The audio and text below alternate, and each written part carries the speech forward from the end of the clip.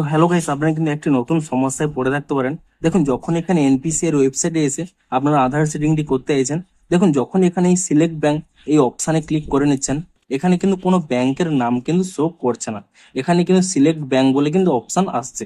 তো আপনাদেরও যদি এই প্রবলেমটি হয়ে থাকে, কি কারণে এই প্রবলেমটি হচ্ছে কিংবা এর কি সলিউশন রয়েছে, সেটাই জানাবো আজকের এই ভিডিওটিতে।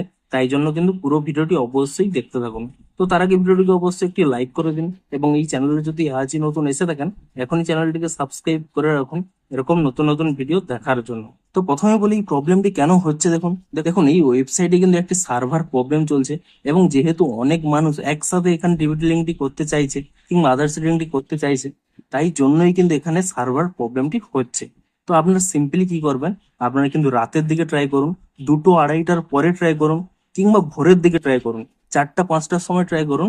তাহলে দেখবেন এই প্রবলেমটি কিন্তু সলভ হয়ে যাবে। কিংবা তবুও যদি আপনাদের এই প্রবলেমটি সলভ না হয়ে থাকে, সিম্পলি কি করবেন, আপনারা কিন্তু কিছুক্ষণ ওয়েট করুন। কারণ যেহেতু এখন সার্ভারে কিন্তু প্রচুর প্রবলেম চলছে, সেই কারণে কিন্তু মাঝে মধ্যে এই প্রবলেমটি হয়ে যাচ্ছে।